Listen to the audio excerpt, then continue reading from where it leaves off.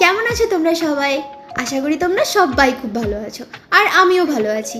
তো দিনটা ছিল 29 সেপ্টেম্বর, আর সেদিন ছিল আমাদের সবার প্রিয় অভিষেকদার বিয়ে, যার জন্য আমরা যাচ্ছিলাম ফুল্লরাতলা, মানে মা ফুল্লরার মন্দির, কারণ ওখানেই বিয়েটা ছিল। এই যে আমরা যেতে যেতে তখন বিয়ে অলরেডি হয়ে গেছে।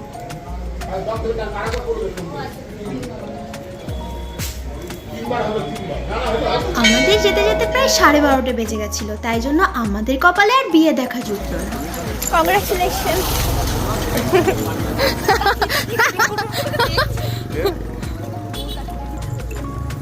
সেদিন এত গরম ছিল তোমাদের কি বলবো, তারপরে তো প্রচন্ড বৃষ্টি হলো। নতুন বউয়ের সাথে পরিচয় পর্বটাও সেরে নিলাম সবাই মিলে, আর তারপর খাওয়া দাওয়া করে এদেরকে দেখো, এরা তো ঘুম ঘুম চোখে। তারপর সবাইকে টাটা করে সবাই আমরা বাড়ির জন্য রওনা দিলাম।